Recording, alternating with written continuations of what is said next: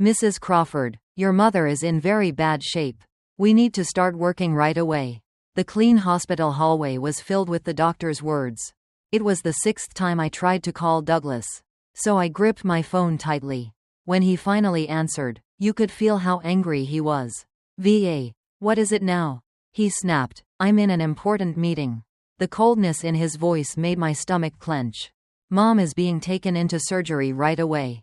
Please come here." My voice broke as I begged. As I waited for him to answer, the bright lights buzzed above me. "I'm sorry, I can't make it. Something big is coming," he said. "Just take care of it yourself." And then hung up. I'm 47 years old and my name is Virginia Crawford. That moment in St. Luke's Hospital in Birmingham was the last time I told myself that my marriage was over. As I watched the nurses wheel my mom to the ICU, I thought of better times, summer afternoons at our Victorian estate, where the smell of my mom's roses filled the air through open windows and the sound of my dad's warm laughter filled the fancy halls. Our family had owned that land for 4 generations. It was passed down to my mother and me after my father died 3 years ago. We cared a lot about the old house. Every squeaky floorboard and detailed molding told a story about our family. I thought Douglas knew that, but I'm not sure. When we got married 15 years ago, he would help my mom take care of her yard on the weekends. But somewhere along the way, my husband's heart became as cold as marble. Doug sent me a text while I was waiting in the ICU waiting room. "I've secured my future by selling my house. And tonight I'm going to Brazil with someone who makes me happy. Thank you." I felt a strange calm come over me as I read his message. That Douglas didn't know was that I had been following him around for months. My private detective told me all about his plans, such as his relationship with his young secretary and their plans to leave the country.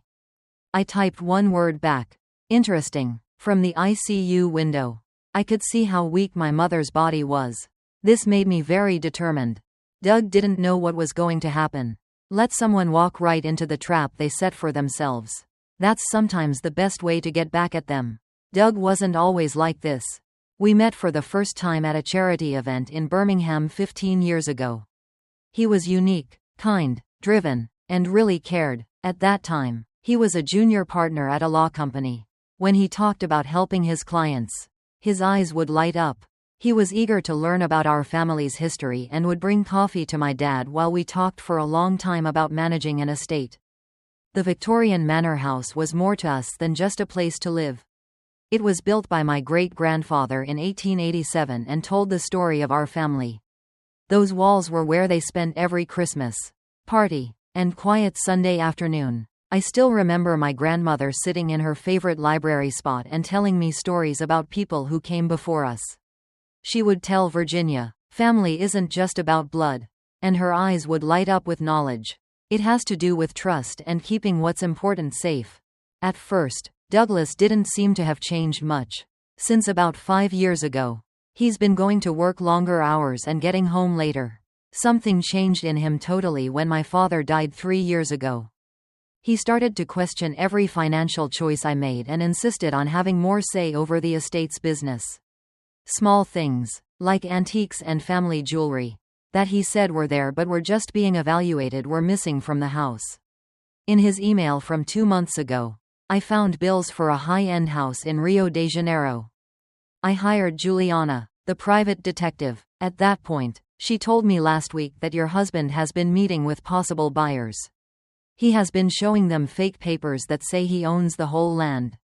If it wasn't so painful, the comedy of it all would have made me laugh.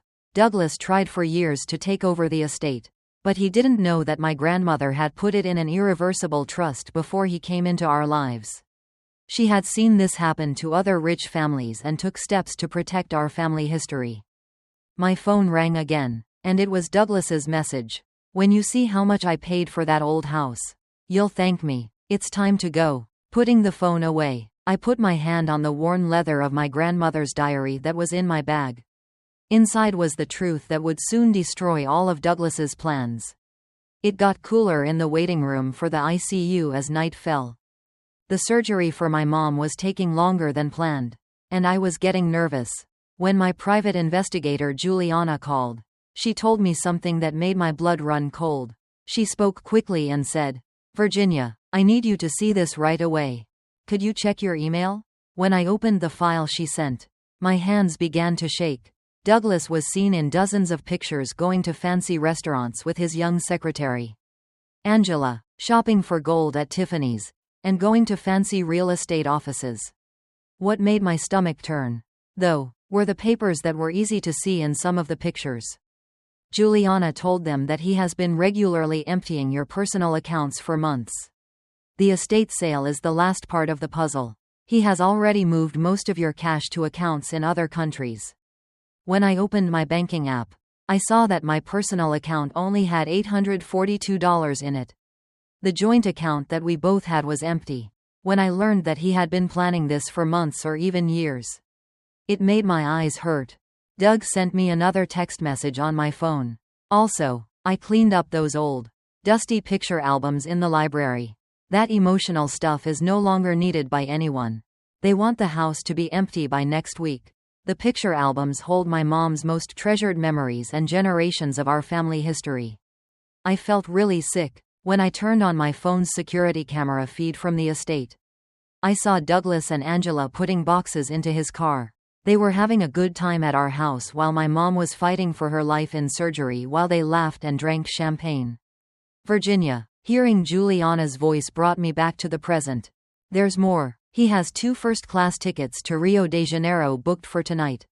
And he has been listening in on your calls to the hospital. He wanted to make sure that your mom was too sick to stop the sale. I felt the full weight of his betrayal hit me. He had done more than just steal our money. He had been watching for times when my mom would be most open. He planned everything out perfectly because he knew I would be too upset about my mom to notice what he was doing. Just then, the doctor walked in through the opening. "Ladies and gentlemen, your mother is doing fine. The surgery went well, but she will need a lot of care while she heals." I gripped my grandmother's book even tighter, knowing that it held secrets that would bring Douglas down. He thought everything went as planned, but he had no idea what was going to happen. It's not always about winning when you want to get even. It means letting your enemy lose everything on their own time. This is Virginia Crawford calling you. Mr. Reynolds, I think you're the buyer Douglas set up for our house. The anger that was building up inside me was hidden by my calm voice.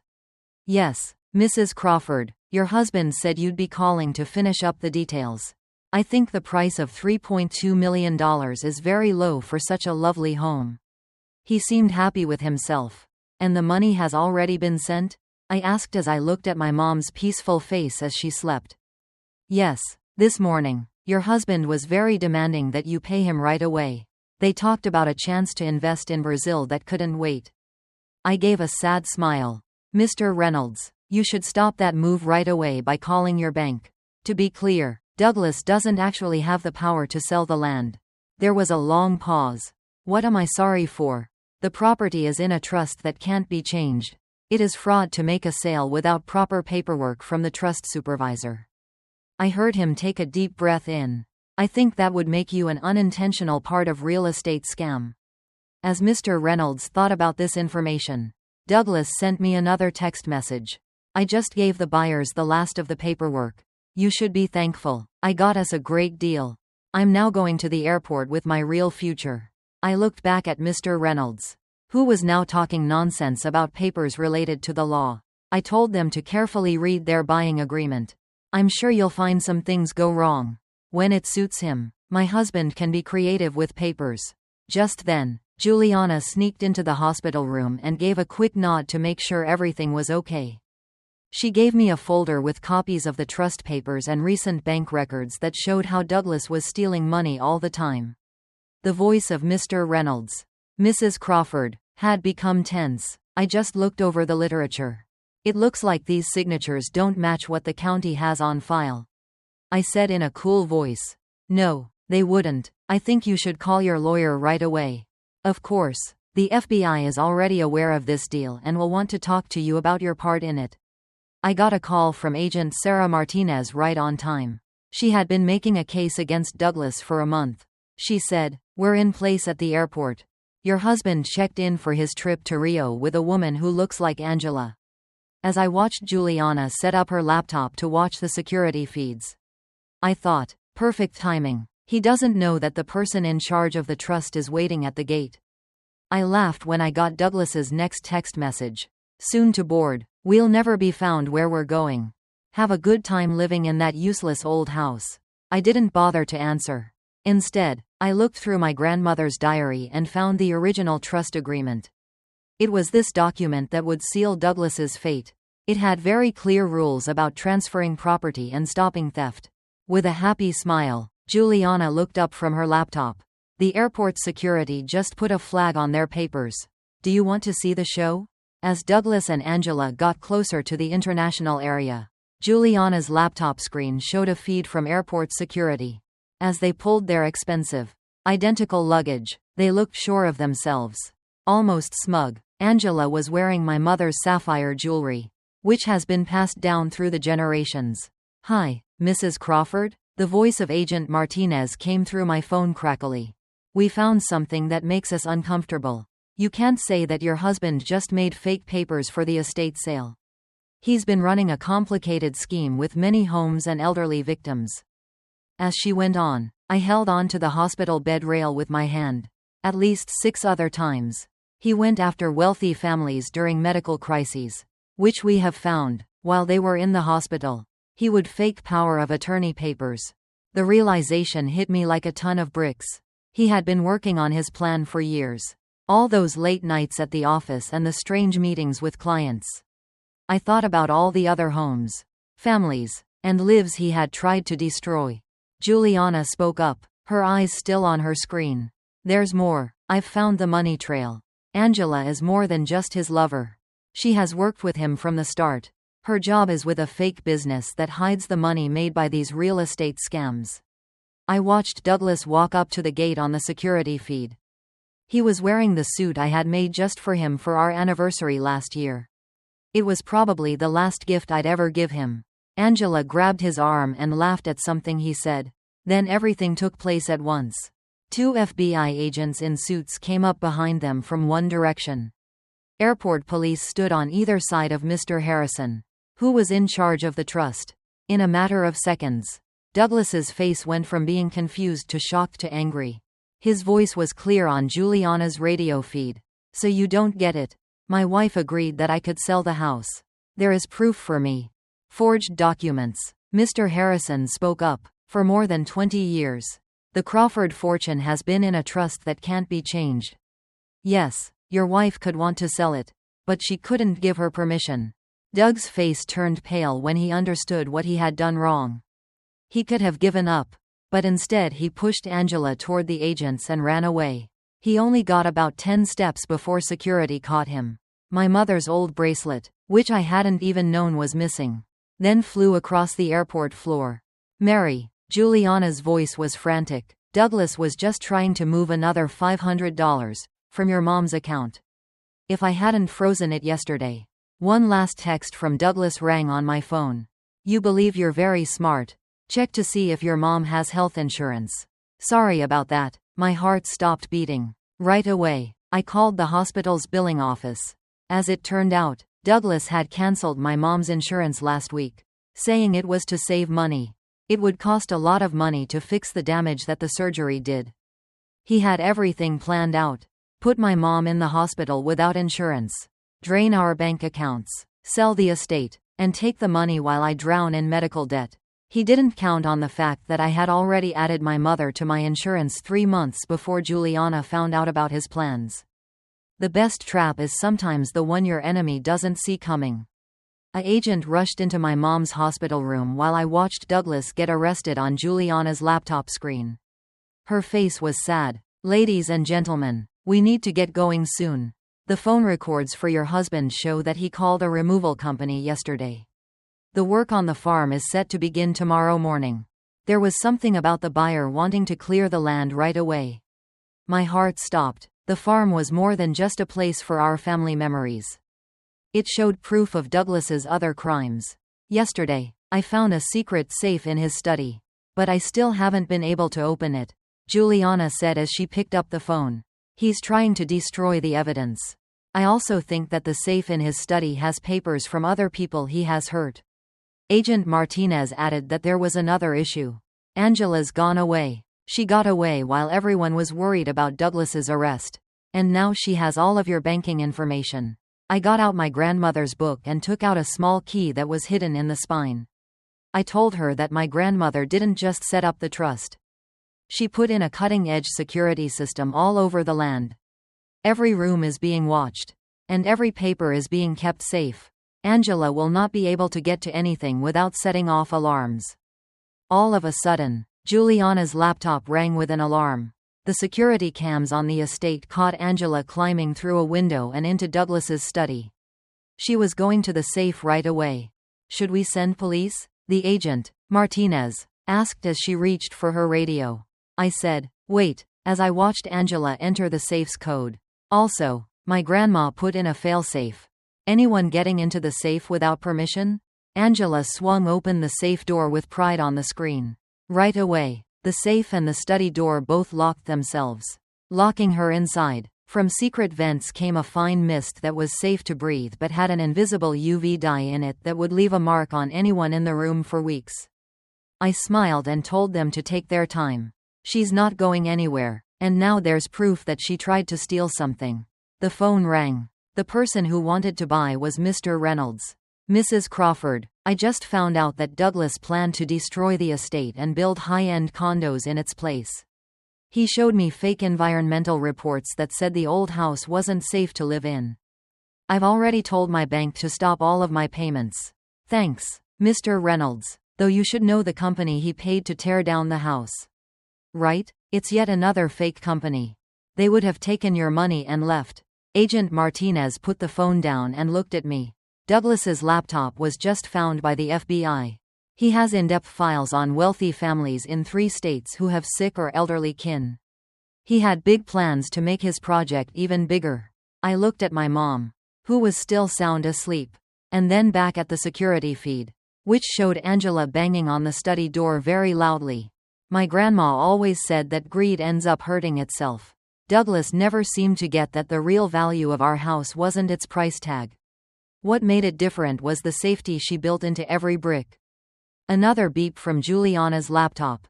"Virginia," she told you quickly, "you need to see this." Douglas had one more idea. And it has already begun. When Juliana turned her laptop around, she showed me what looked like confirmations of a transfer. "Douglas set up your mom's savings accounts to take money out automatically.